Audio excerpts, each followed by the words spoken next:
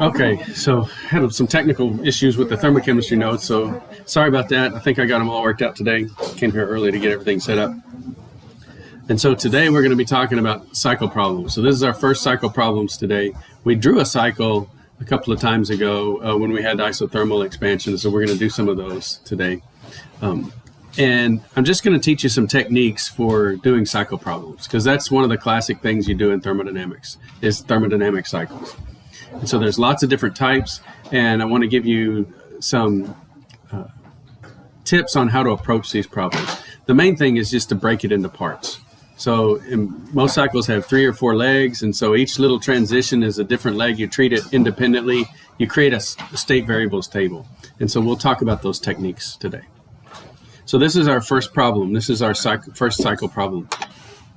So here's the cycle. You see the arrows. You can see the directions of the arrows. Also pay attention to the axes. And so these are mostly drawn on a PV plot.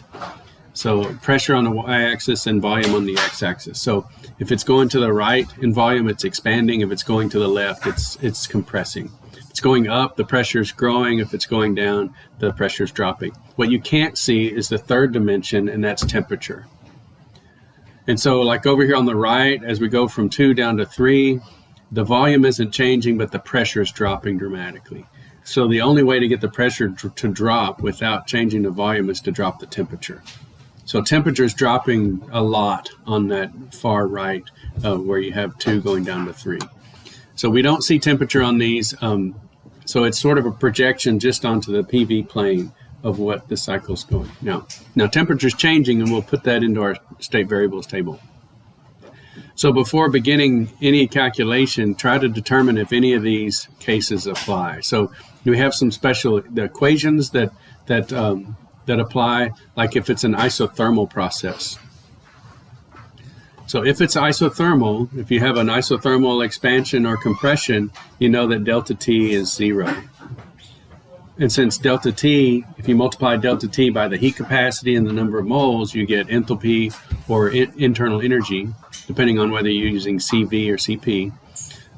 If the temperature hasn't changed, then the internal energy hasn't changed and the enthalpy hasn't changed. So isothermal processes, you already know some things about changes in entropy or enthalpy and internal energy. That if it's isothermal, those are 0.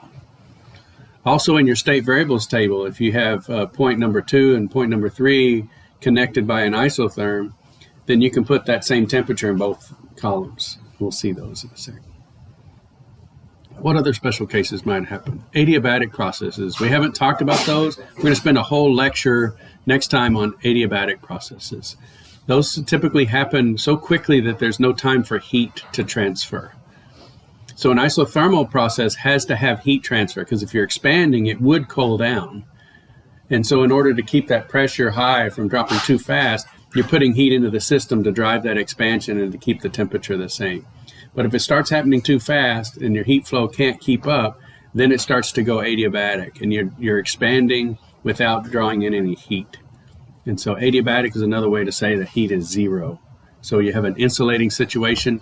It could be insulating with actually using insulation, or it could be insulating in that there's no time for the heat to flow into the system or to flow out of the system.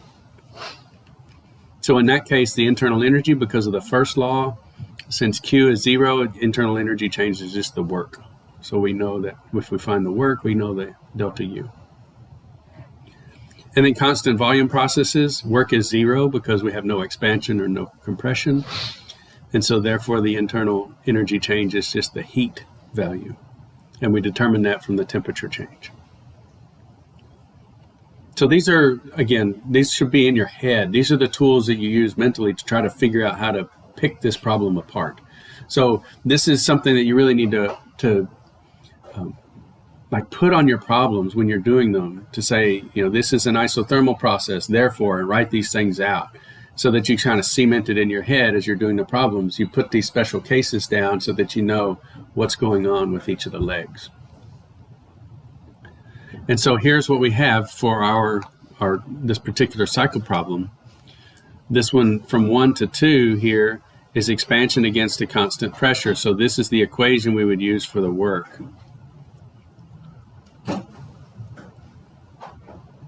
And then here we're at a constant volume. But let's also put some of the terms on here. This is same pressure, so we call that an isobar. So that's a vocabulary word, constant pressure. And you see this is isotherm, constant temperature. Okay. There's a term here for constant volume that we rarely use, but there is a term for that, and it's isochor. I think there's an E. Isochor. So constant volume process is isochoric. Like I said, it's not, you've probably heard isobar, you've probably heard isotherms. In fact, your weather maps, all the little contour lines on a static weather map are isobars. They're the constant pressure lines. And so when they're really close together, you have wind, because you have a high pressure and low pressure close together, and wind is going downhill on those. And then if they're really far apart, you have a nice calm day. So it's kind of cool. So these are our special cases. We can use these special cases to fill out our state variables table. So here's our problem essentially stated in our state variables table. We're going to take 10 moles of gas through this cycle, and we're going to calculate how much work it does, how much heat it took in, what the change in enthalpy was, the change in internal energy. So we're going to calculate all of those thermodynamic properties, and then we'll see what the efficiency is, how much heat it takes in and how much work it delivers. So that's the efficiency, the work it does plus divided by the amount of heat that it takes in. So here's our terms. We start out, again, this is the 10 atmospheres up here.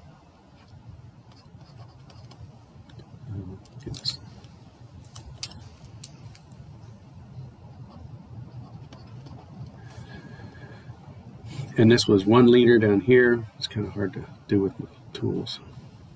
Okay. And this was 20 liters.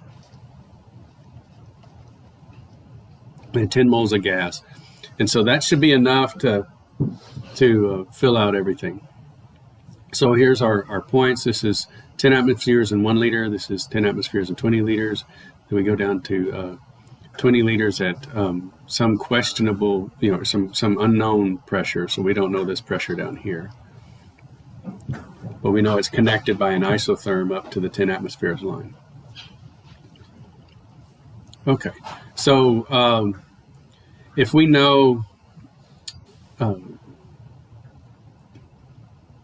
let's see, and also part of the problem was that, well, now that we know these variables, we've got 3 out of the 4 variables, so we can pick the different pressure, volume, and temperature and use the ideal gas law to solve for any one of these. So let's solve for this one first. So this isotherm that connects 1 and 3, we've got 10 atmospheres, 1 liter, and 10 moles. So the temperature is PV over NR. So we could do that calculation. And which gas constant would we use for this? Just so that you know. Which ones do you have? 0.08206 liters, atmospheres per mole Kelvin. Because it has the units that we want.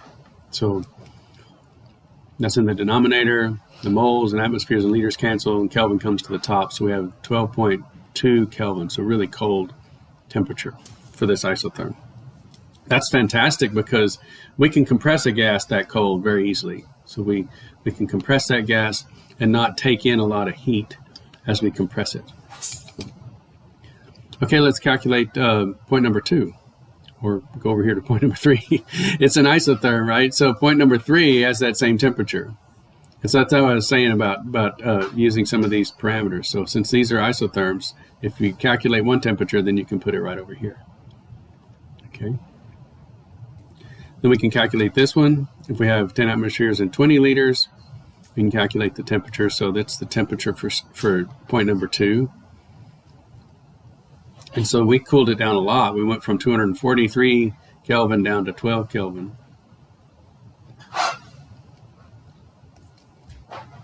And then now that we have 3 of the 4 variables over here, we can calculate this 4th point in RT over V, and we get half an atmosphere. So half an atmosphere at point number 3. So down here, this is 0.5.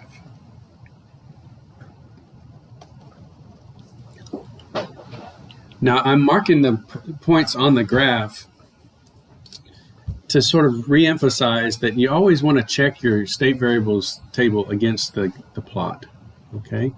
So whenever you're given a problem, plot it out. If you can't plot it, like we didn't know what the pressure was, once you do your state variables, go ahead and put that pressure on there and label it so that you know if it makes sense or not.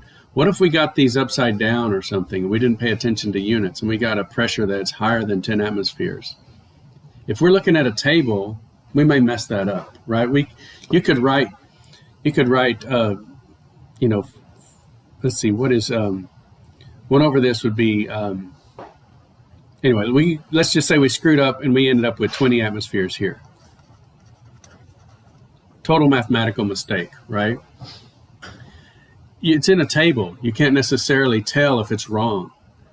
But if you look at this plot and you try to plot 20 atmospheres when this is 10, your point number 3 is showing up here.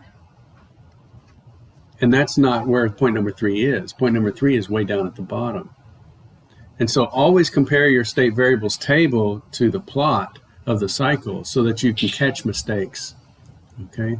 So it's just places where I've seen people mess up in the past that they could have caught, on the test or on homework. They're having trouble. They didn't compare it to the plot of the cycle, and so then they messed that up. Okay. So that makes sense. Half an atmosphere, we cooled it way down to 12 Kelvin. So yeah, that makes sense. So we can look at that and say half an atmosphere, yeah, that fits with the plot. Okay, so let's start doing some of the math behind this. So let's calculate these for segment or leg. So what we're going to do is we're going to look at our state variables table and we're going to say what kinds of things happen for this segment here going from 1 to 2. So when we go to 1 to 2, we have things like delta T, delta P, delta V, and so on. We have all of these different things that we can calculate. So let's calculate the expansion work that happened when we went from 1 liter to 20 liters. And so that's what we have, this constant pressure expansion. And so we have 10 atmospheres is the constant pressure. The final volume is 20 liters minus 1 liter. Don't forget the minus 1. Sometimes people just do 20 liters because they see 20 and they see 1 and they think that's a change in 20, but it's really 19. Okay. And then we convert to joules, so 101.325 joules per liter atmosphere. So we end up with negative 19.3 kilojoules. So don't drop that negative sign. Don't get your volumes backwards.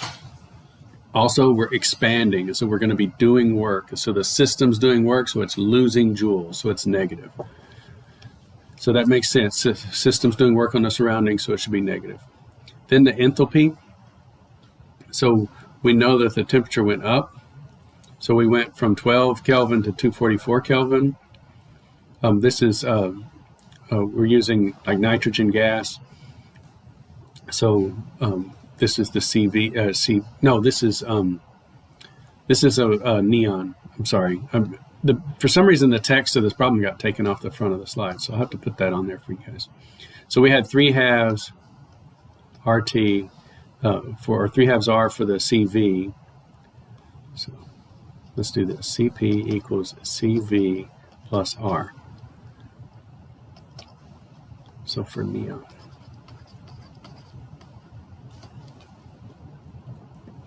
Okay. And the CV for neon is 3 halves R. It's translation only. Plus another R, which is 2 halves. So that's where we end up with the 5 halves R. Okay, so that's CP. We have 10 moles of that gas times the delta T. And it's a positive delta T. We went up in temperature. So we took in 48 kilojoules in order to expand against that constant pressure.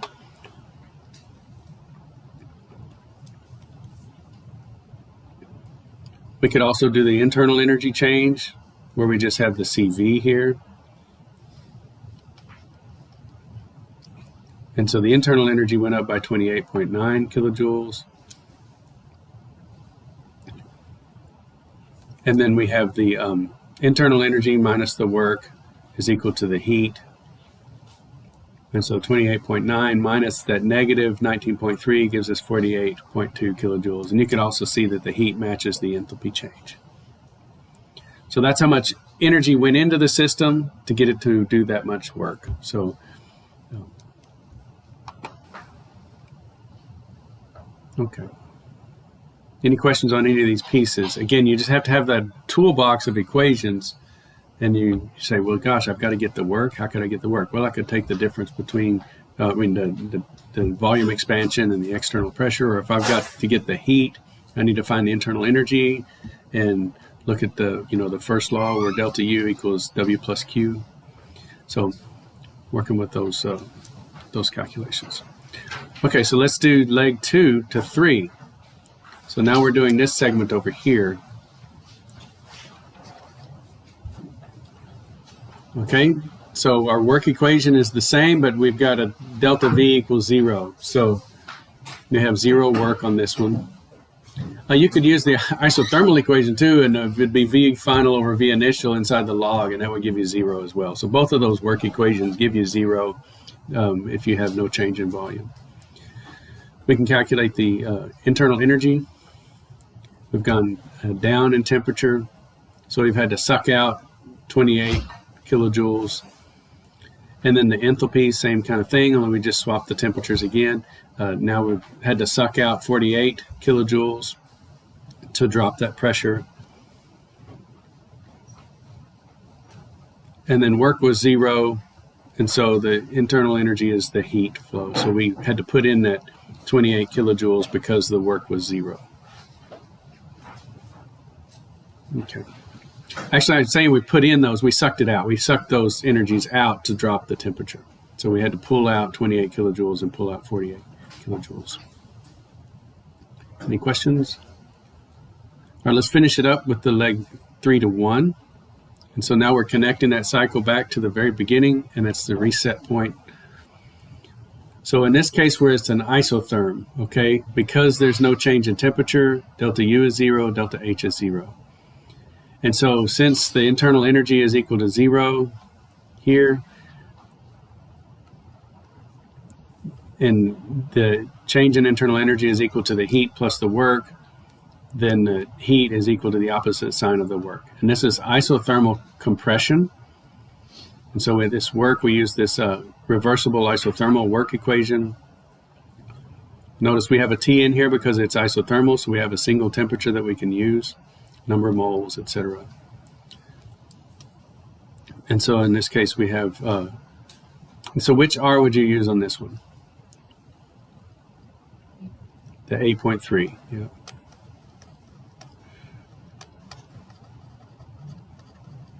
Okay.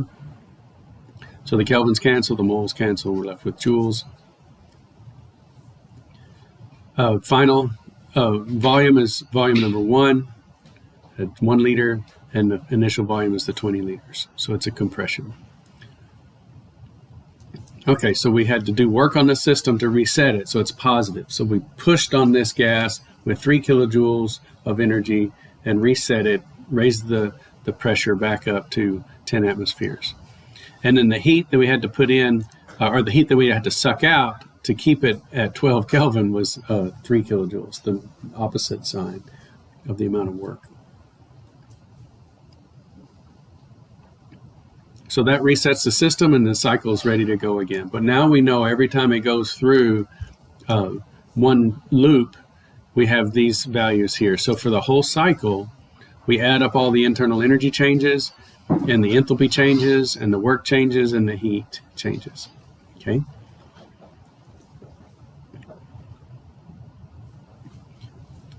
And so notice that if we end up back at the same spot, we know that it doesn't matter how we got to that spot. Okay, we're going to have the same energy there. So if we go, around the world and come back to the same spot, going one way may use some energy, going the other way may get some energy back. But when we get to the same spot, that whole loop is going to equal 0.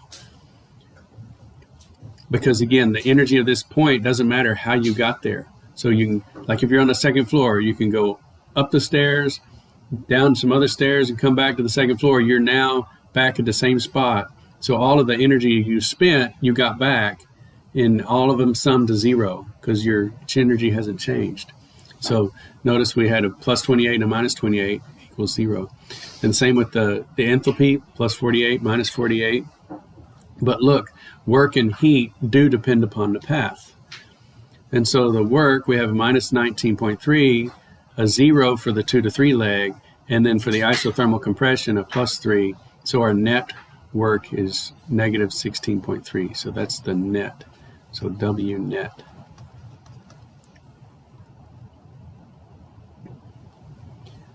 And then the heat, 48, 28, and minus 3, we end up with 16.3. So that's Q net. And they should equal each other.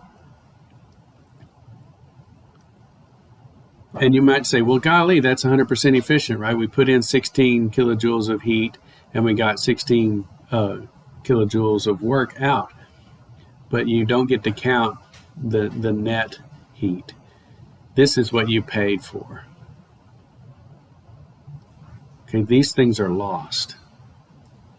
So you pay for the heat in.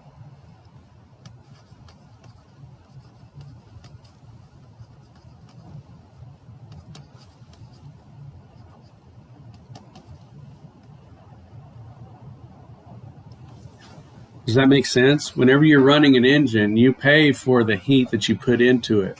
You don't get any money back for the heat that comes out the tailpipe. You lose heat. The radiator loses, gives off heat. The engine's giving off heat. You don't capture those things. So the efficiency should be calculated how much work you get out net divided by the amount of heat you paid for. Okay, so that's what this is. The absolute value of the cycle, or the work cycle, or the net work divided by the heat in, because that's what you had to pay for. You had to supply that amount of heat to run this cycle one time. So we put in 48 kilojoules, and we got out 16 kilojoules. Okay, and so that's an efficiency of 34%. That's pretty good. But that's really an unrealistic cycle because 12 Kelvin. I mean, that's that's going to be really hard to run this cycle. But that's where our efficiency is coming from. Is it's fantastically cold temperature, from 244 down to 12 Kelvin. But anyway, it's an academic exercise here. So that's our cycle problem. Now, this is not the most efficient type of cycle. The Carnot cycle is the most efficient type of cycle. So the Carnot efficiency, and it uses, instead of these isocores and isobars, it uses isotherms and adiabatic curves. And so it's the most efficient type of cycle.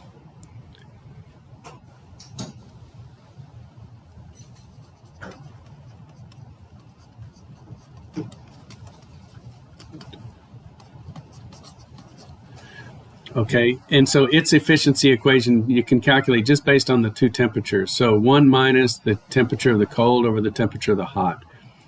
And so if this were a Carnot cycle, that would be fantastic. It would be 95% efficient. Okay, if we could pull this off with adiabats and isotherms. And so how much work could we get out of this if we took 95% of that amount of heat that we put in? We could get 45 kilojoules of work out of it. So the improvement would be that 45 kilojoules of work out of a Carnot cycle divided by the 16 kilojoules that we would get out of this cycle as written, and it'd be 2.5 or 2.8 times improvement. So that'd be fantastic. So the more we could push a cycle towards a Carnot type system, the better it's going to be.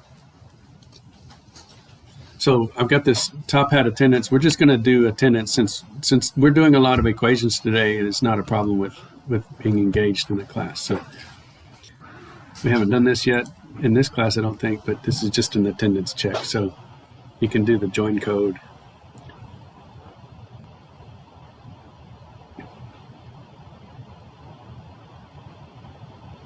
What's it look like on your end? I'm curious. You just type in the code and hit go. Okay, very cool.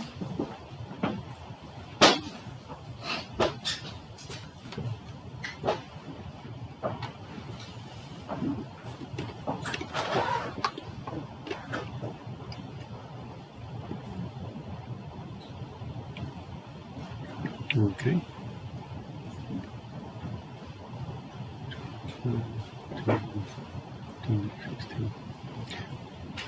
Okay, has everybody done it? Okay. All right, so let's go back.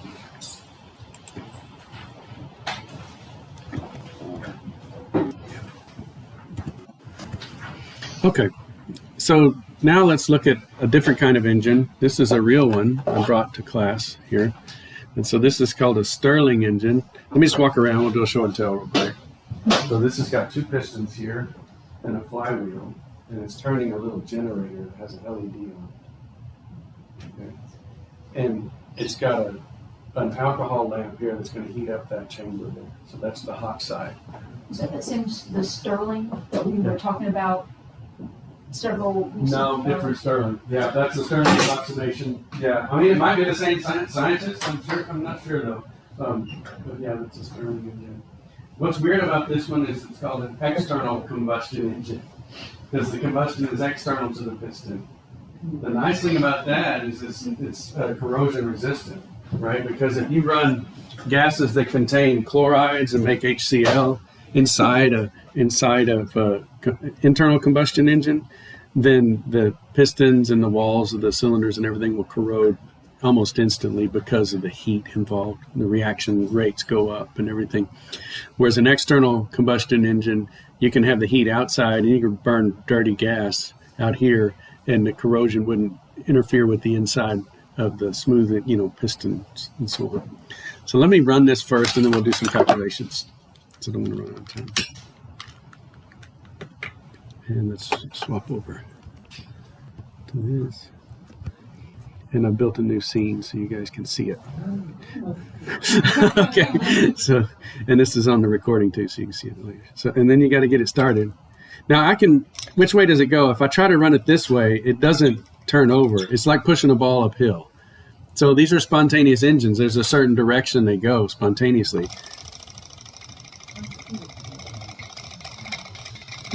And as it heats up, it goes faster.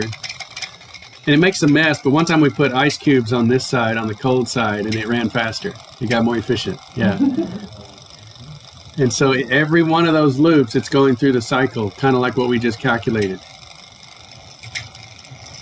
And so that's how you get your power out of these things, is you run them at higher RPMs. Isn't that cool? Yeah. So I just love this. I could just stare at it.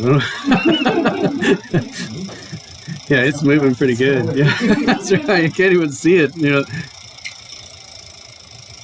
Yeah. No, it's just a fancy little LED that changes. Yeah, it's kind of walking around too. It's moving. And so it's just running on pure heat. Yeah, it's a heat engine. In fact, all of the engines are really just running on pure heat. Yeah, all we're doing with the combustion engine is just burning that gas to make high pressure and high temperature. Yeah. So when we're talking about these cycles, that's what we're calculating. It's just the heat engine, the expansion and compression, and the heat goes in and work comes out. And it's spontaneous. Because all I had to do was just kind of get it going to roll downhill. And as long as that flame's going, it's, quote, rolling downhill. Yeah. And then it'll slow down as it cools.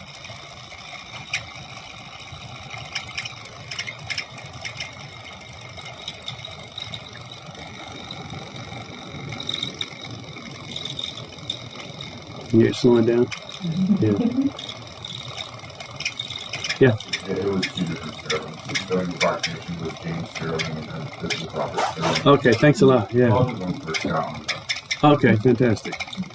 Yeah, so here's slowing down again as the heat differences in these two come close together. It can't push and there's friction too, so it's it's got some drag on it. So that's the Stirling engine. Still kind of warm on one side. Yeah. So love that. It's so good. This is like one of my favorite days of the whole year.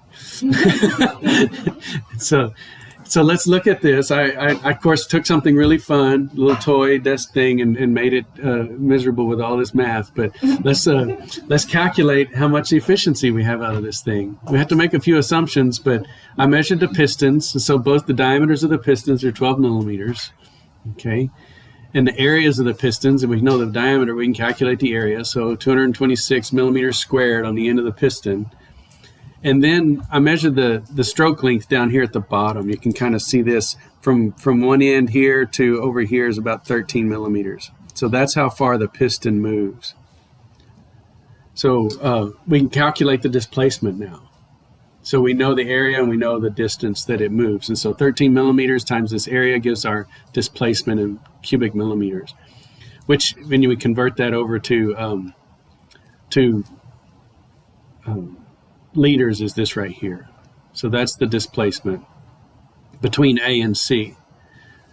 So my truck's a 5.7 liter. This is a 2.9 liter. So probably not going to be able to haul much wood with this Stirling engine. But I mean, again, if I had a billion of these all lined up and a solar collector pushing on the hot piston, we might be able to get some mechanical energy out of it. So then the minimum volume, we got to take into account the tip because the piston is flat faced, and so this little tip on the end is spherical. So we have a half a sphere, and so I take the sphere and cut it in half, and that gives me the volume of the tip on both chambers. And so here's the volume of the tip, and that is the volume A essentially. Okay, so that volume A is going to be 0.002 liters. So that'll be VA. And so we can start filling out the state variables table now.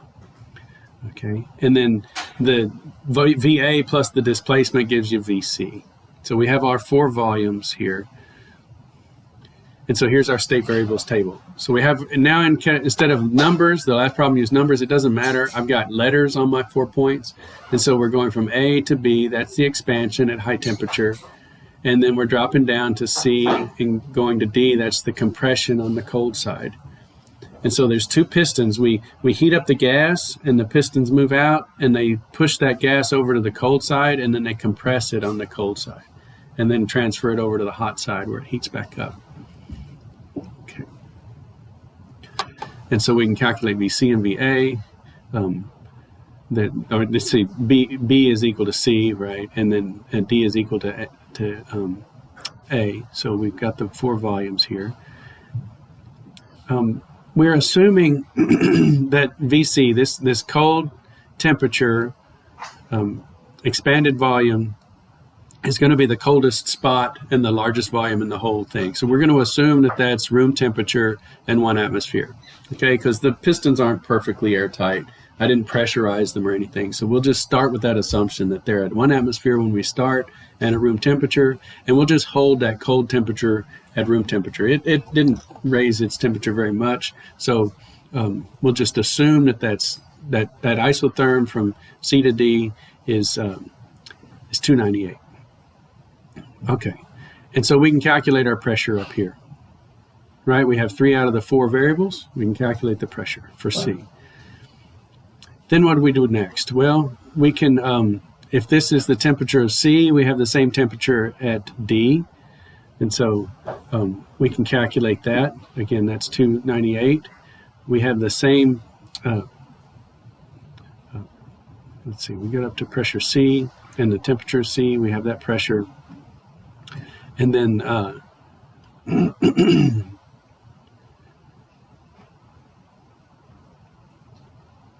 and then we have this, once we have 3 out of the 4 here, then we can calculate the hot temperatures. We need to measure the hot temperature, and then once we have those 3, we can calculate the pressure here, and then the pressure at B, and the pressure at D. So let's go ahead and go through these calculations. So here's what we have. And we measured this. I have a sort of a laser infrared thermometer, and so I put that on the hot side. I didn't do it today, but previously when I ran this, I put that on the hot side, IR thermometer. And that's good because the temperature Pyrex melts is around 500, a little over 500, well, 500 C. This is Kelvin, so we're not really even close to that. And so that's a reasonable temperature. Notice we're on an isotherm there, so A and B have the same temperature. This is an isotherm, so C and D have the same temperature. Make sure that you check that with the chart. That's another place that people screw up. They'll put 453 over here on D, and they'll put 298 on B. And that's a very common error. They know that two of them are the same as two others, and they'll get them mixed up. So check with the chart, right? A and B are both hot temperatures. They're the top curve. So those are both high temperatures. And C and D are low temperatures. So when you're filling out your state variables table, don't mess that up. Always check it with the plot. Okay. Then we can calculate the number of moles. We could figure out using these. That's why that was straight across all the same, because we have the same amount of gas in our two pistons. So that confused me earlier. I thought this top line was pressure. I kept saying pressure, but it was number of moles. So that's the amount of gas we have of nitrogen and oxygen inside this chamber. Then we can fill out, once we have the temperatures and the volumes, we can fill out our pressures. So we can do all of the calculations for the pressures. Okay. So now we can do our calculations for the heat and the work. So for the work, let's look at B and C. We know that that's 0 because that's isochoric.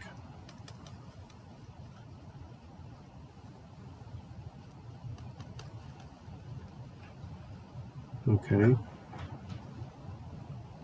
And so that's associated with this delta V equals 0, so the work is 0.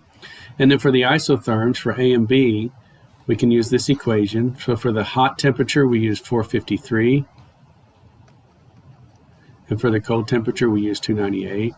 But it's the same equation. Just swap the V finals and V initials, and you've got your expansion and compression. So we get 0.6 joules out of this, but at the colder temperature, it only takes 0.4 joules to compress it. And that's the real thing there. It only takes 0.4 joules to compress, but we get 0.6 joules of work out of it. So you can tell if the temperatures are further apart, that difference would be bigger. So if you want to get more work out of the system, get these legs apart. And the way you get them apart is by a colder cold temperature and a hotter hot temperature. So if we put ice on that cold piston, then we would spread those apart and it would go faster because it's essentially pushing against the same load. So it pushes against the same load with more energy, it's going to go faster. Okay. And then the change in internal energy. Again, isotherms, that's 0 and 0. We're using our nitrogen and oxygen, so it's 2 linear molecules, so 5 halves for the CV. And so we get 0.7 joules of heat out when we cool it down, and then we put in 0.7 when we heat it back up. And so heat is equal to the internal energy change minus the work. And so here's the amount of heat we put in on the isothermal leg. Here's how much heat came out when we cooled it down. Here's how much heat came down when we compressed it. And then here's how much heat we put in when we warmed it back up. And so our efficiency is the work that we got out of it, net. So this minus 0.6, and then we add in the 0.43 because we only can harvest the net amount of work, okay, negative 0.226, but it's divided by the heat in. And so the heat in are the positive values. We put in heat here, 0.6, and we put in heat here, 0.7. So it's roughly 1.4. So our efficiency is 16.6%. Not a great engine, but we don't really have to pay that much for the heat if we could put this on solar. So I've always wanted to see an application of a solar Stirling engine, because if you could make that glass piston rough and black where it absorbs a lot of the infrared light from the sun and just focus the heat on there, this thing would run on solar power. And, if you could get it hotter than what we got it, it would be more efficient. So 16% is pretty easy. We can get that with an alcohol lamp. And so I've always loved these. Now, in terms of 16%, there are solar cells that are just as good. Okay, so we're running an LED light on this thing. We could get more LEDs to get the same brightness and so on with the solar cell. So this one, not going to do much for solar power, but if you needed mechanical energy for whatever reason, where you're turning a piston and turning a crank, the Stirling engine's fantastic. And so here's the Carnot efficiency for these two temperatures. So it would be 34% efficient with these two temperatures, and we're only getting 16%. So the Carnot cycle would be about twice as efficient. Okay, so that's the whole thing for our Stirling engine, and you guys can come up here and look at it if you want. We've got a few minutes. Any of these calculations you want me to go into more detail on? Here's what would be a good plan. Go to the video and check my numbers. Like, do this yourself and try to figure out how to fill out that state variables table. Plan up, make your own in Excel and do these by hand so that you can see how all of these numbers came about. Okay, and I think it would be a good exercise to go through. And so that's the cycle problems. Next time we'll talk, instead of these isocores, which are kind of hard to pull off, we'll talk about adiabats. And they're not as steep. They're steep, but they're not as steep as this. Okay. All right, y'all have a great day. Yeah. What are real-life examples of Carnot cycles are there? It's a good question. Is there a real life example of a Carnot cycle? You can actually break up real cycles into mini Carnot cycles and use it to model the behavior of actual engines. But it's just I don't know. I don't know which ones, what's the most perfect heat engine that's the most like a Carnot cycle. I'm not sure.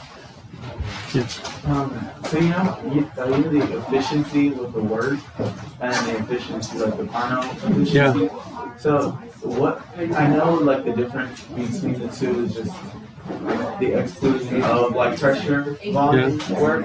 So is the Carnot cycle just talking about that temperature difference? Or? Yeah. So it's just the Carnot cycle with perfect reversible adiabats and isotherms simplifies to this simple temperature equation. I mean, it's just a simplification on how you can calculate that efficiency. When we do the Carnot cycle, we'll calculate it both ways, and you get exactly the same number. Yeah. Whereas these, because we have isocores and not adiabats, the efficiency is lost. We're missing some corners in our diagram where we would get a little bit more work out of it. Okay. And that's all it is. It's sort of like we're cutting corners with actual engines. Yeah. All right, great questions.